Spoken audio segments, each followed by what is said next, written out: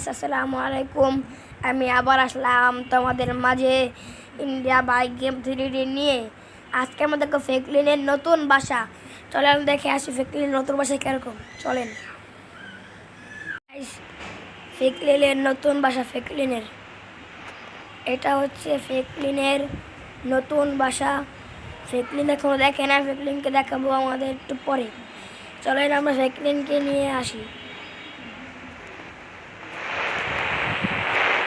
এখন ফ্র্যাঙ্কলিন তার